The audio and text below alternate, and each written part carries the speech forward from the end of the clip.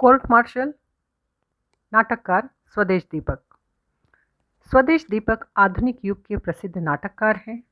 उनका नाटक court martial हमारी समकालीन व्यवस्था के प्रति तीखा आक्रोश व्यक्त करने वाला नाटक है। प्रस्तुत नाटक में दलित चेतना उभर कर सामने आई है। नाटककार स्वदेश दीपक इस नाटक के माध्यम से दलित चेतना को व्यक्त करने में सफल रहे हैं। हमारी प्रजातंत्रीय व्यवस्था न्याय स्वातंत्र्य की नींव पर खड़ी है।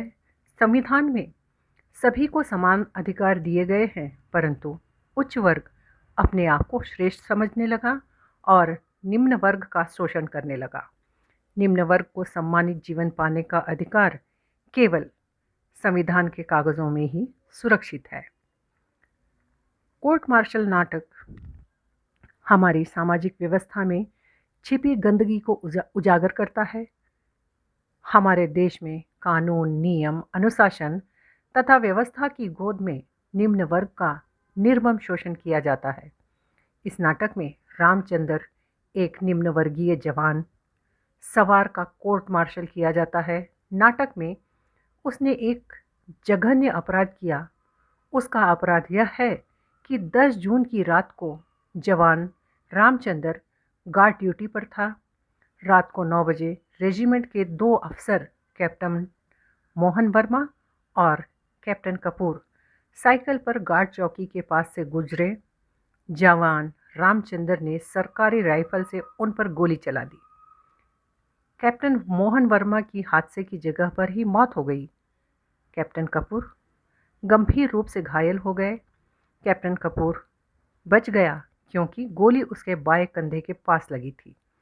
इसका मतलब है कि जवान रामचंद्र इन दोनों अफसरों का कत्ल करने का पक्का इरादा कर चुका था। इंडियन आर्मी एक्ट 69 और इंडियन पेनल कोड की दफ़ा 302 के तहत जवान रामचंद्र का जनरल कोर्ट मार्शल किया जा रहा है। जानबूझकर होशो हवास में मर्डर करने, कत्ल करने पर कोर्ट मार्शल। इस कोर्ट मार्शल के processing officer colonel Suraj Singh हैं, जिनके हाथ से आज तक कोई मुजरिम बच नहीं पाया है। साथ ही गवाह के तौर पर उपस्थित व्यक्तियों को देखते हुए रामचंद्र के बच निकलने का कोई चांस नहीं है। केवल एक कारण से रामचंद्र बच सकता है, वह है पासवर्ड पूछने का। अगर कोई उसे पासवर्ड पूछे बगैर अंदर आए तो आर्मी लॉ के मुताबिक उसे गोली मार सकता है। लेकिन रामचंद्र इस प्रकार अपना बचाव नहीं करता है। क्रॉस एग्जामिनेशन के द्वारा सच्चाई सामने आती है। इस सच्चाई से पता चलता है कि रामचंद्र निम्न जाति के दलित होने के कारण बार बार प्रताड़ित किया जाता है। कैप्टन कपूर और कैप्टन मोहन वर्मा उच्च वर्गीय हैं और रामचंद्र को अपमानित करने का कोई मौका नहीं छोड़ते। कैप्टन कपूर तो यहाँ तक कहते हैं कि अब ख़ानदानी लोग फ़ौजों में भर्ती नहीं होते, नीची जाति के लोगों की भर्ती की जाती है। तो यही होगा, भूखे नंगों को जब फ़ौज में भर्ती किया जाए, भर पेट रोटी मिलने लगे तो उनका दिमाग फिरेगा कि नहीं। इस प्रकार नाटक में रामचंद्र को दलित होने के कारण मानसिक रूप से प्रताड़ित किया जाता है। कैप्टन वर्मा उसे चूड़ा भंगी कहकर पुकारते हैं, गाली देते हैं। एक ईमानदार फौजी को निजी नौकर की तरह प्रयोग करते हैं। बलवान सिंह भी कहता है, रामचंद्र ने साहब की बच्ची की टट्टी उठाने से इनकार कर दिया। कैप्टन कपूर ने सब मेहमानों के सामने उससे कहा, जात का चूड़ा और टट्टी उठाने में शर्म आती है? तुम्हारे पुरखे पुश्तों से हम लोगों की टट्टी की टोकरी उठा रहे हैं।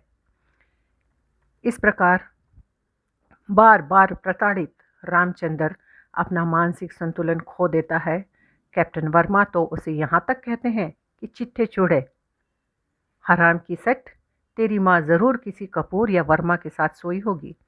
इस तरह प्रताड़ित होने पर रामचंद्र अपने बड़ों से इसकी शिकायत करता है, लेकिन वे भी उसकी शिकायत नज़रअंदाज कर देते हैं। और यही हमेशा होता आया है कि छोटे आदमी की शिकायत को वहीं दबाया जाता है और बड़े लोगों की गलती को देखकर भी आंखें बंद कर ली जाती है। सदा से यही सवर्ण समाज को लगता है कि दलित हमारे अन्याय को सहन करें और मुंह से आवाज़ भी न निकालें। दलित व्यक्ति अपनी योग्यता के बल पर कितनी भी उन्नति कर ले, लेकिन सवर्ण समाज उसे अच्छी नज़रों से नहीं देखता। जैसे कि जब रामचंद्र कैप्टन कपूर से दौड़ने में तेज है, तो कैप्टन कपूर उसके बारे में कहता है कि रामचंद्र गांव में डंगर चराता था, सारा दिन जानवरों के पीछे दौड़ता होगा, मुझे दौड़ में हराकर वह सुपरमैन तो नहीं बन गया। कैप्टन कपूर हर वक्त रामचंद्र को छोटे लोग कहता था। धीरे धीरे कैप्टन कपूर के चरित्र की सारी कमीनी परतें उघड़ती चली जाती है। रेजिमेंट के रेजिंग डे पर रामचंद्र 5000 मीटर की दौड़ में अव्वल आता है। सीओ रावत उसकी टाइमिंग देखकर दंग रह जाता है। सेना के रिकॉर्ड से सिर्फ 20 सेकंड ज़्यादा। सीओ को यकीन हो जाता है कि रामचंद्र यह रिकॉर्ड तोड़ सकता है, इसलिए वह दूध और बादाम की रामचंद्र की एक्स्ट्रा खुराक लगा देता है। बाद में वह 5000 मीटर दौड़ के पूर्व चैंपियन कैप्टन कपूर के रिकॉर्ड को तोड़ता भी है। यही कैप्टन कपूर से सहन नहीं होता। कैप्टन कपूर के आदेश के मुताबिक सूबेदार बलवान सिंह सीओ से पूछे बिना रामचंद्र को कैप्टन कपूर का अर्दली लगा देता है। सूबेदार बलवान सिंह कैप्टन विकास राय की दलीलों से चौतरफा घिरने पर कबूल करता है कि रामचंद्र चूंकि छोटी जाति का है, इसलिए कैप्टन सबके सामने उसे अपमानित करता है, उसको अपनी दुश्मनी के काबिल भी नहीं समझता है। कैप्टन कपूर का रामचंद्र को धुतकारना, अपमानित करना उसके दिल पर जख्म कर गया। रामचंद्र का नाम भगवान रामचंद्र के नाम पर होने पर भी उच्च वर्गीय कैप्टन कपूर और वर्मा जैसे लोगों को ऐतराज़ होता है। नाटककार ने रामचंद्र के माध्यम से किसी भी क्षेत्र में दलितों के ऊपर हो रहे अत्याचार को उजागर किया है। रामचंद्र इतना बड़ा गुनाह खुद नहीं करता, बल्कि उसे यह जुर्म करने के लिए तथाकथित सवर्ण समाज के अफसर बाध्य करते हैं। सवर्णों की नज़र में दलित समाज का कोई भी व्यक्ति उनसे ऊंचा नहीं उठ सकता। अगर कोई ऐसा करता भी है तो उसे हर वक्त कठिनाइयों का सामना करना पड़ता है। साहित्य समाज का दर्पण होता है। उसमें समाज, जीवन व्यवस्था, सामाजिक समस्याओं पर विकल्प की खोज और विचार विमर्श निरंतर होते रहते हैं। समाज में घटित अमानवीय व्यवहार का चित्रण भी साहित्य में होता रहा है। ठीक इसी तरह कोर्ट मार्शल नाटक में अमानवीय व्यवहार का चित्रण एक ईमानदार भारतीय सैनिक के साथ होता है और उसे मौत की सज़ा मिलती है, और यही उसकी ईमानदारी का पुरस्कार है, और ऐसा पुरस्कार सिर्फ दलितों को ही मिल सकता है। स्वदेश दीपक का कोर्ट मार्शल नाटक हमारी समकालीन व्यवस्था के प्रत्येक पहलू में छिपे उन चेहरों का पर्दाफाश करता है जो कानून, नियम, अनुशासन तथा व्यवस्था की विसंगति पर करारा व्यंग है।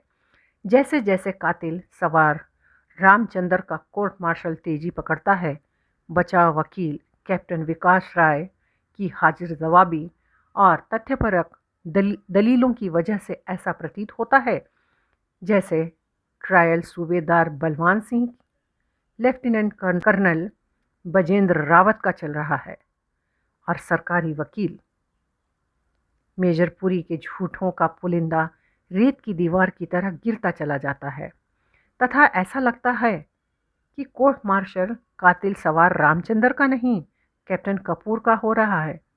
कैप्टन विकास राय स्वयं को आत्मा का अहेरी कहता है। वह सचमुच आत्मा का अहेरी है भी, किसी भी कोने में बैठे पाप का आखेट करता है। इसके साथ ही भारतीय समाज का कोड़ कहलाने वाली जाति और वर्ण व्यवस्था के प्रति तीखा आक्रोश भी व्यक्त करता है। दलितों के गुस्से को दृढ़ता के साथ स्वदेश दीपक ने पकड़ा है। सही रूप में दलित चेतना की अभिव्यक्ति कोर्ट मार्शल नाटक में हुई है।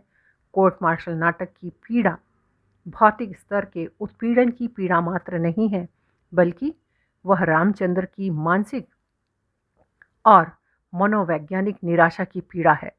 नाटककार ने रामचंद्र को व्यवस्था के खिलाफ विद्रोह करने वाले व्यक्ति के रूप में प्रस्तुत किया। सो इस प्रकार हम देखते हैं कि यहाँ नाटक का सारांश पूरा होता है। अब हम विशेषता की ओर बढ़ते हैं।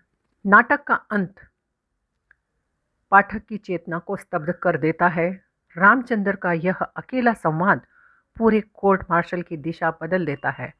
जब वह कैप्टन विकास राय के पूछने पर चीखते हुए बताता है कि कैप्टन कपूर और कैप्टन वर्मा उसे कैसी कैसी गंदी गालियां देते थे। जब रामचंद्र की जगह कैप्टन कपूर कोर्ट मार्शल के कटघरे में खड़ा नजर आता है और गार्ड से लेकर सभापति जन सूरज सिंह तक की आंखों में कैप्टन कपूर के लिए सिर्फ घृणा, अकूत घृणा दिखाई देती है। सभापति कैप्टन कपूर के बंधे हुए हाथ को घूरते हुए उसकी यह पंक्तियां पूछती है कि असली मुजरिम तो कैप्टन कपूर है, रामचंद्र नहीं। दलित विमर्श का ऐसा क्रूरतम रूप हिंदी के किसी नाटक में शायद ही उद्घाटित हुआ हो। निर्विवाद रूप से यह नाटक दलित विमर्श का एक सशक्त दस्तावेज है कि किस प्रकार जातिवादी एवं सामंतवादी सोच निम्न वर्ग के प्रताड़ित लोगों का जीना मुहाल कर देती है। परिस्थितियां जब बर्दाश्त से बाहर होती हैं, प्रोसीडिंग ऑफिसर एवं अन्य सलाहकार जज पूरा मामला सुनने के बाद रामचंद्र के प्रति सहानुभूति रखते हैं, लेकिन फांसी की सज़ा भी सुना देते हैं। अंत में यह सवाल छोड़ा जाता है कि जातिवाद और सामंतवादी सोच हर जगह आज भी विद्यमान है, जो समाज और व्यवस्था को खोखला कर रही है। लंबी कोशिशों के बाद जब हत्या का आरोपी सैनिक रामचंद्र बोलता है तो पता लगता है कि अधिकारी द्वारा लगातार प्रताड़ित करने एवं अंत में उसकी मां के खिलाफ द्वेष भावना के चलते गलत शब्दों के प्रयोग से क्षुब्ध होकर सैनिक हत्या करने के लिए बाध्य हो जाता है। सिपाही रामचंद्र अपने ही अधिकारी की गोली मारकर हत्या कर देता है। इस प्रकार इस मनस्पर्शी नाटक का सारांश और विशेषता यहाँ पूर्ण होता है। धन्यवाद।